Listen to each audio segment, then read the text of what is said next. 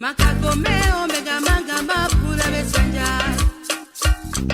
Makakome pondega manga mapese besanja.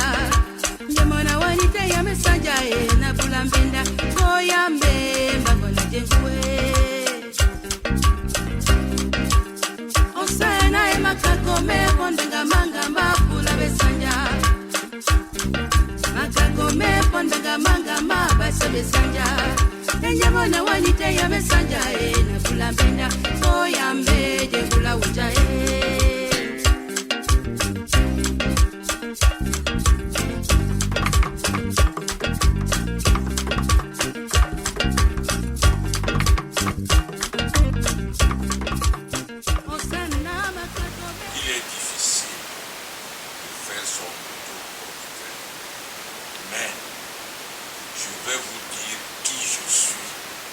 tel que mon père m'a donné.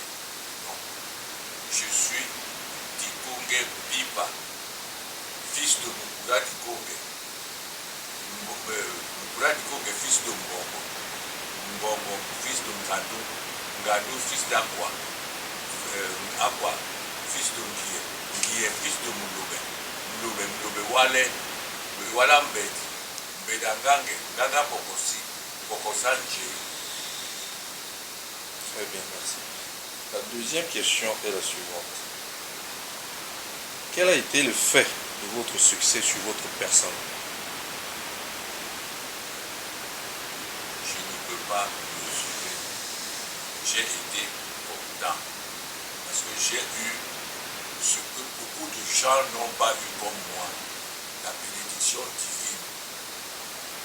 Je n'ai rien demandé à Dieu, mais il m'a tout donné. Je n'ai pas été au collège comme vous. Parce que le jour où je devais aller au collège, mon père m'a dit que je suis trop jeune pour aller au collège. Parce que j'avais été premier du centre de Douala au CEPE et au concours d'entrée en 6e sur 222 000 enfants. J'ai été le premier. Au lieu qu'ils me disent qu'il n'a pas d'argent pour m'envoyer au collège, il m'a dit tu es trop jeune pour aller au collège. Et on me renvoyait des classes de l'école parce que j'étais trop intelligent. Et c'est les Français qui ont d'abord voulu m'opposer. J'aurais été le premier général camerounais, la place qu'occupe aujourd'hui Semengue. C'est moi qui devais aller être le premier général camerounais. Peut-être que je serais déjà mort. Parce que Semengue, les Français voulaient les enfants intelligents. Ils ont fait ça au Tchad, ils ont fait ça dans d'autres pays. Quand tu es trop intelligent, on m'a dit qu'on voulait aller m'envoyer à Saint-Mexan, l'école à Paris. Et donc je devais séjourner 5 ans à Paris pour avoir la nationalité française. Et mon papa a refusé parce que mon papa était germanophile. Mon papa était germanophile. Il s'exprimait en allemand. Il avait beaucoup de diplômes en allemand. Mais moi, je n'ai pas eu beaucoup de diplômes. Je n'ai eu que le CEPE et le concours d'entrée en 6e. Mais j'ai fait la plus grande partie de ma scolarité par correspondance. Je voulais devenir ingénieur en électricité. Alors j'ai appris, je n'ai pas été au collège, mais j'ai appris la physique et la chimie par correspondance. À l'époque, je faisais mes devoirs ici et j'envoyais à Paris et on corrigeait et on me renvoyait les corrections. Voilà comment je suis. Mais je peux me dire que je suis un autodidacte parce que je me suis formé tout seul. Au deuxième volet de notre interview, un film engagé. L'année 1975 marque la fin de la guerre du Vietnam en France. C'est le vote de la loi sur l'interruption volontaire de la grossesse et la loi sur le divorce par consentement mutuel. Il y a un vent de liberté qui souffle sur le monde et les droits des femmes au premier plan. Ma question est la suivante. Qu'est-ce qui vous a inspiré votre film? S'agit-il d'une autobiographie? Non, ce n'est pas une autobiographie. Mais ce qui m'a inspiré mon film, c'est un Français, M. Jean de Bix, qui était directeur du bureau du cinéma français à Paris. Et il m'a demandé que si j'ai l'argent pour faire mon film, parce que je n'avais même pas encore choisi de faire le cinéma, parce que moi j'ai commencé par le théâtre. C'est grâce au théâtre que je suis allé aux États-Unis en 1971, invité par Henry Kissinger, par le théâtre, parce que je faisais un théâtre de recherche. Et vous faites bien d'évoquer les souvenirs, ce qui est arrivé à Paris pendant mon séjour aux États-Unis. J'ai fait d'abord 32 États parce que je suis arrivé par Washington et j'ai fini par New York. Quand je suis arrivé, j'étais le seul Africain, enfin je crois que je suis le seul Africain jusqu'à présent à avoir gagné le prix de la Fondation Ford. C'est ça qui m'a amené aux États-Unis en 1971. Ma première à l'hôpital, elle est née à minuit 30. Et moi, je suis parti le matin aux États-Unis. Voilà. Et c'est moi qui ai trouvé la statue qu'on avait volée de Afro-Accord à Atlanta. Quand je suis revenu, je suis allé voir Amadou Ahidjo. Quand il m'écoutait beaucoup, je lui ai dit que la statue d'Afro-Accord, dont les gens du sud-ouest et du nord-ouest se laissent mourir, est à Atlanta. On l'a volée et on l'a vendue à Atlanta. Ça m'a permis de devenir un spécialiste des œuvres d'art. Si bien que mon beau-frère, s'il me perçait, n'achetait jamais une œuvre d'art s'il ne me consultait pas. Parce que les œuvres d'art africaines ont une particularité. Il y a 3 couleurs. Pour ceux qui ne le savent pas, il y a 3 couleurs. On sait une statue sacrée à travers ces 3 couleurs. Le noir, le blanc et le rouge. Voilà les 3 couleurs fondamentales des œuvres d'art. Si le rouge représente le sang, le noir représente la nuit, c'est-à-dire comment on appelle ça? Non. L'obscurité représente quoi? Le mysticisme. Le mysticisme. Et le blanc représente le jour. À plusieurs reprises, vous avez répété, je suis un contestataire. Votre film saute sur la citation suivante. Aucun combat n'est vain. Ma question est la suivante. Quel combat souhaitiez-vous mener à travers ce film? J'ai mené beaucoup de combats. Un seul combat était important. Je crois que je suis vraiment un contestataire. Parce que j'ai été le seul qui a pu dire non à Amadou Ahidjo. Le seul. Aucun Camerounais n'avait jamais dit non à Amadou Ahidjo. Mais il m'avait nommé l'adjoint de mon ennemi juré, Jean-Paul Ngassa, qui avait fait la même pas la même école, parce que Jean-Paul Ngassa avait fait l'Institut des hautes études cinématographiques de Paris. Mais moi, j'ai fait le conservatoire indépendant du cinéma de Paris, parce que je n'avais pas de diplôme, je n'avais pas de bac, rien pour aller à l'Institut. Voilà comment je suis arrivé au cinéma. Mais comme je vous ai dit, je le précise, j'ai commencé par le théâtre. Et c'est le théâtre qui m'a amené aux États-Unis en 1971 pour la première fois. Parce que je faisais le théâtre de recherche et on m'a provoqué aux États-Unis. Vous savez, les Américains sont très moqueurs. Ils m'ont dit, mais monsieur Diko Guépouba, malheureusement, vous n'êtes que invité seul. Et votre troupe de théâtre, l'avant-garde africaine, on n'a pas invité les autres. Alors comment on va savoir que vous faites un théâtre de recherche?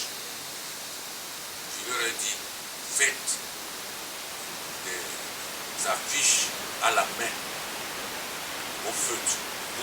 Il y a théâtre ici, au parc qu'avaient brûlé les Noirs américains pour défendre leurs droits. Alors, je leur ai dit, et vous me donnez 2 comédiens. On m'a donné une jeune fille et un jeune homme. Et je leur ai dit, vous allez vous mélanger à la foule. Si quelqu'un prononce le mot liberté, changer, permuter, vous qui êtes à gauche, vous allez à droite, vous qui êtes à droite, vous revenez à gauche. Et ils l'ont fait. Vous savez comment ça a fini? Par une marche contre la guerre du Vietnam, une marche contre l'Amérique pendant la guerre du Vietnam. Si vous vous souvenez bien, en 1971, c'était l'année du premier homme, du premier pas de l'homme sur la Lune, avec Armstrong, Pepper et bon,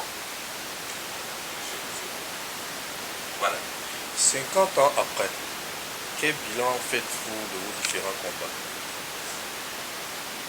Mon combat est perpétuel parce que j'avais dit que je suis contre l'injustice. Si vous-même, président, vous faites une injustice, vous allez me trouver devant vous pour vous contester. Et c'est ce que j'ai fait au Bénin avec Mathieu Kérékou. Quand je suis allé au Bénin, j'ai vu Mathieu Kérékou qui était président de la République du Bénin. Et qu'est-ce qui s'est passé? Il m'a dit que il a mis tous les charlatans, les sorciers en prison.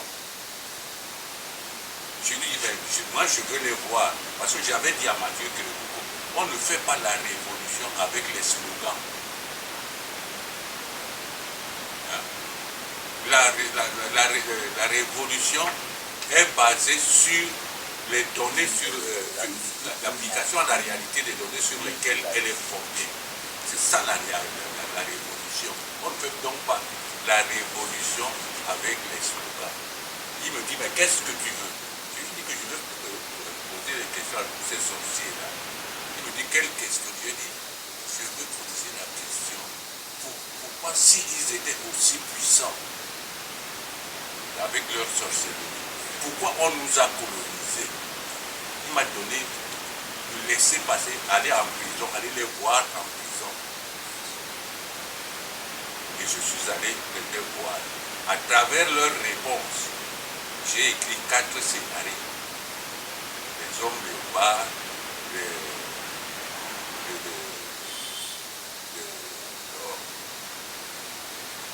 trucs des Gabonais.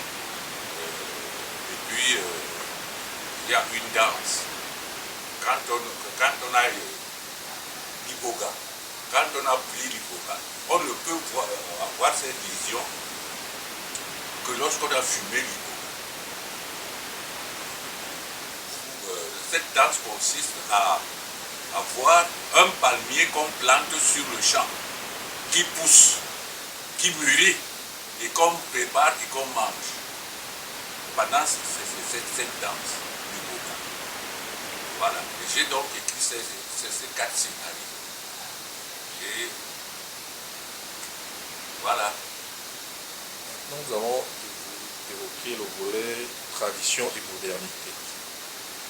La toile de fond de votre film, c'est la culture Sawa, avec les images du feu bourré, de pêche, les langues vernaculaires, les us et coutumes locales. Vous êtes d'ailleurs un des premiers à immortaliser le bourreau. La question est la suivante. S'agit-il d'un vœu d'attachement profond à votre tradition Sawa, tout simplement d'un devoir de transmission? Non, ce n'est pas un attachement comme ça. C'est une suite normale. Je vous ai dit que je n'ai pas été au collège parce que mon père m'a menti. Au lieu de m'envoyer au collège, il m'a dit il n'a pas d'argent. Il ne m'a pas dit qu'il n'a pas d'argent. Il m'a dit tu es trop jeune pour aller au collège. Et j'ai découvert son passé. Il a été maudit par son propre frère, son grand frère. Il a été maudit. C'est cette malédiction, il ne pouvait pas avoir d'enfant. Il ne pouvait pas avoir d'enfant. J'ai ce livre ici chez moi. Parce que j'ai été directeur adjoint du Centre culturel français. J'ai été rédacteur en chef adjoint de la presse du Cameroun, sans avoir été au collège. Vous voyez, la bénédiction divine, c'est ça. Et c'est pour ça que j'ai écrit la chance que j'ai eue. On a envoyé des gens en prison à Moura à cause de moi. Des gens que je ne connaissais pas. Ndembiémé. Il était professeur de journalisme à l'école de journalisme et de Yaoundé. Et M. Ndembiémé a écrit sur Munamoto. Il a écrit un article qui s'intitule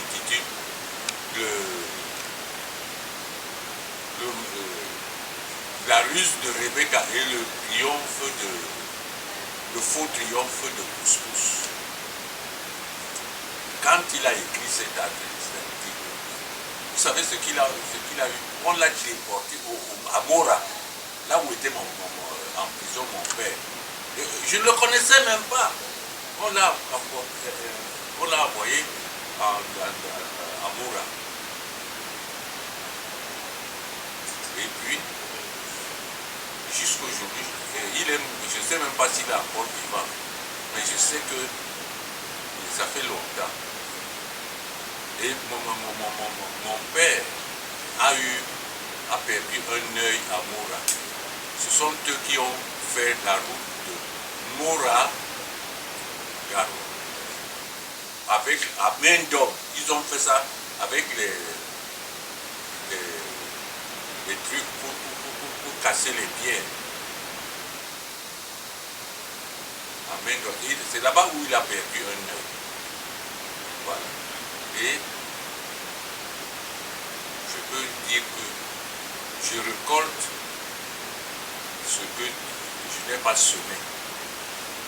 Parce que je vous ai dit que je suis protégé par Dieu. Je suis protégé par Dieu. Je suis la bénédiction de Dieu qui qui m'a aimé. Et même à l'église que je fréquente, je leur ai dit à l'église que Dieu m'aime plus que tous ses enfants. Parce qu'il me donne tout. Je ne demande rien, il me donne tout.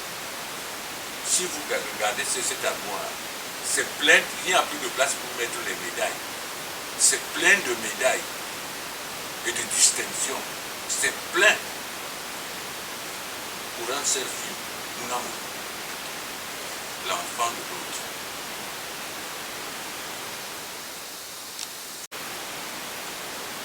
Qu'est-ce que cela vous inspire de savoir que le Goundou est désormais inscrit au patrimoine immatériel de l'humanité de l'UNESCO? Ça me fait de grand plaisir parce que j'ai toute une histoire à raconter sur le Goundou. Le Goundou était la première société camerounaise à réclamer l'indépendance. C'est pourquoi on a envoyé mon père en prison à Moura. Et moi-même, j'ai été le consultant artistique et culturel du Goundou. Et on voulait exporter le Goundou pour aller aux États-Unis. Le 100e anniversaire de Christophe Colomb. Qu'est-ce qui s'est passé? C'était une femme qui était ambassadrice d'Italie au Cameroun. Elle est venue ici. Elle me dit, bon mais on va amener le Goundou. Je lui ai dit non, le Goundou ne se déplace pas. Le Goundou ne connaît qu'une seule rivière. C'est le fruit. Le Goundou ne se déplace pas. Bon, est-ce que vous avez déjà vu le festival de Rio se déplacer? Le festival de Rio ne se déplace pas. On déplace les manifestations. Nous pouvons donc envoyer la régate, c'est-à-dire la course de pirogue, comme une manifestation du Goundou. Mais le Goundou ne se déplace pas parce que la marmite en terre cuite là, elle ne se déplace pas, elle ne se plonge pas dans n'importe quelle rivière. Elle ne connaît que la rivière du pays. Voilà. Un petit rappel historique. Petit rappel de l'historique nous apprend que votre ancêtre Nganda porte le même prénom, porte le même nom que le vôtre. Personnage principal Ngando. Qu'est-ce qui vous a inspiré le choix du nom Ngando pour le personnage principal du film? Non, je n'ai pas été particulièrement inspiré. C'est le hasard, comme le film Mounamou. Il est en noir et blanc, il n'est pas en couleur. Alors que la pellicule couleur existait déjà. Mais on m'a envoyé la pellicule noir et blanc. Et j'ai filmé ça en noir et blanc. Et c'est devenu très important parce que ça a pris l'aspect d'un documentaire. Alors, il y a des affaires comme ça. Je vous ai dit que tout ce que je fais sur Terre, je ne fais pas quelque chose au hasard.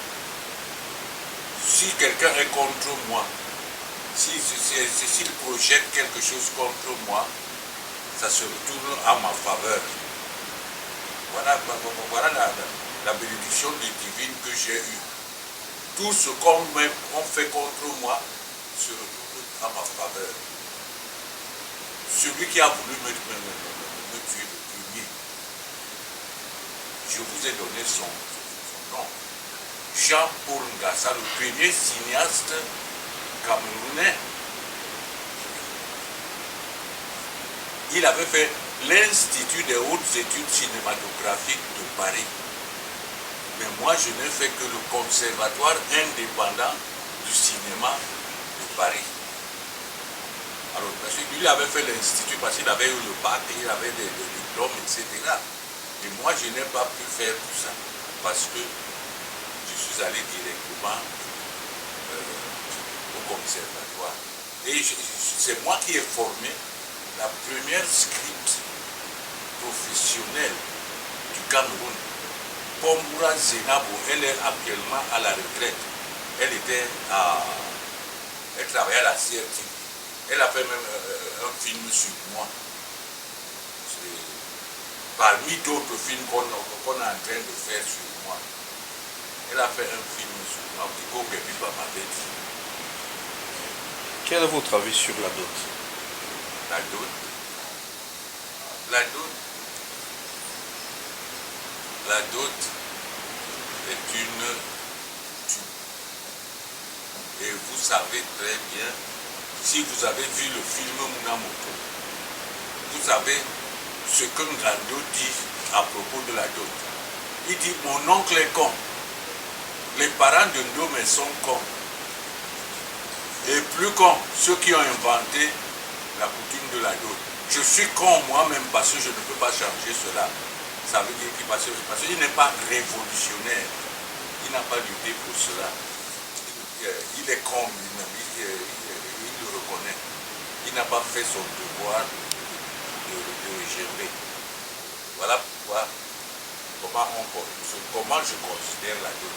Et même dans mon village, j'ai lutté beaucoup pour changer la valeur de la dot, qu'elle devienne minime.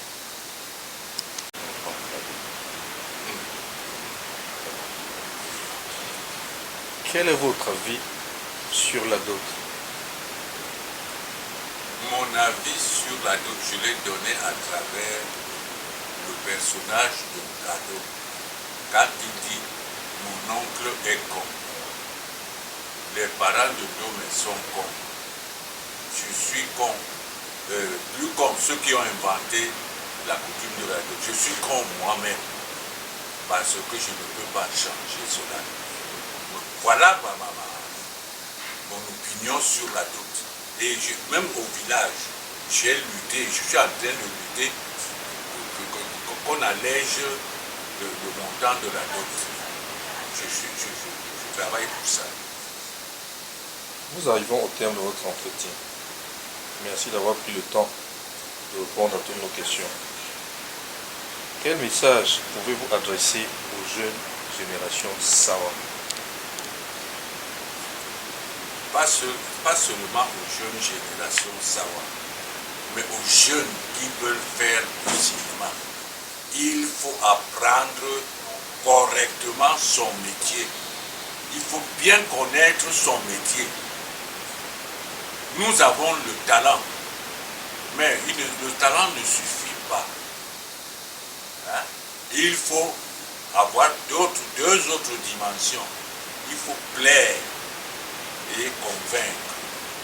Voilà les trois dimensions, le talent, le plaire et la conviction, de convaincre les gens.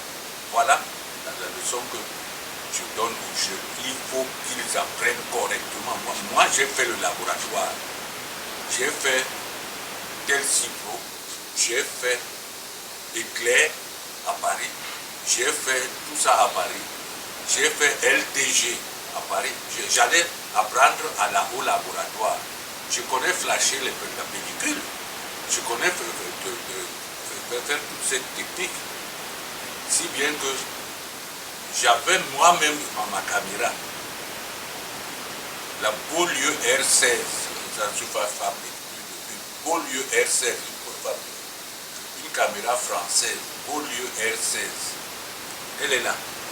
Si vous regardez, vous voyez le truc noir là. C'est la Beaulieu R16. Mais là, c'est le zoom qui est là. Parce que les objectifs sont moisis. Et c'est le zoom qui est là. Voilà. Ok, nous vous remercions. Moi aussi j'ai une question à vous poser. Nous les Douala, nous venons du Zimbabwe. Le Zimbabwe c'est quoi? C'est la Rhodésie du Nord. Le Zimbabwe c'est la Rhodésie du Nord. Et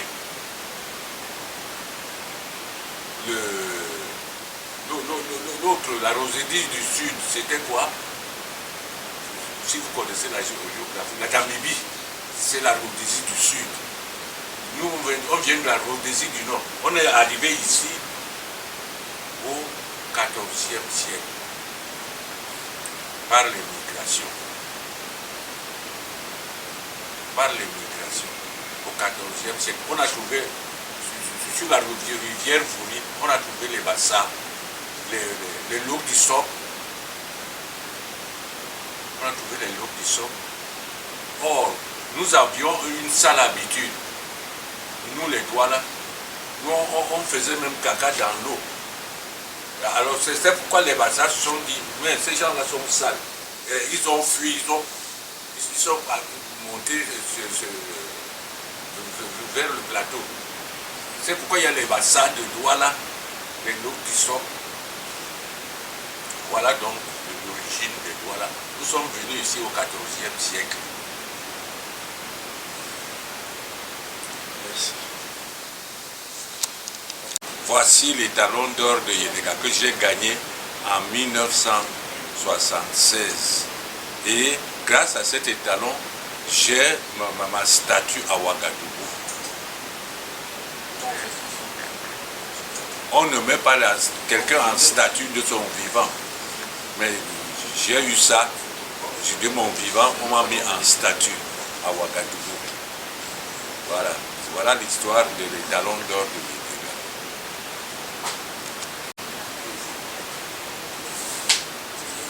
Il n'a pas composé ça.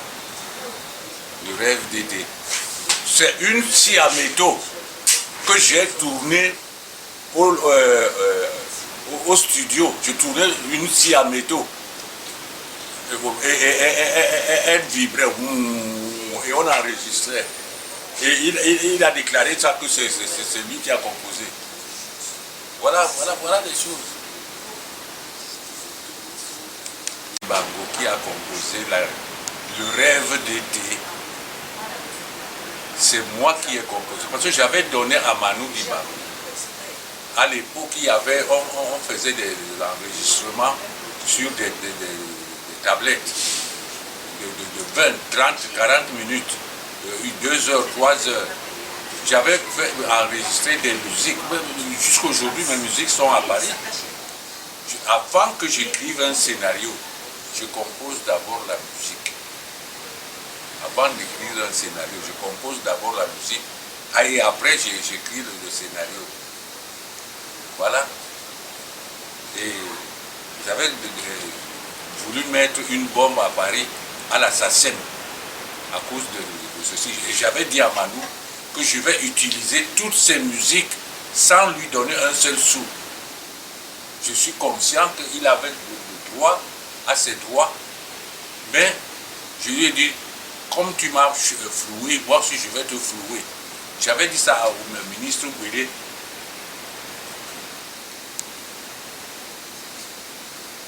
Et voilà. Mon histoire est très longue pour rien.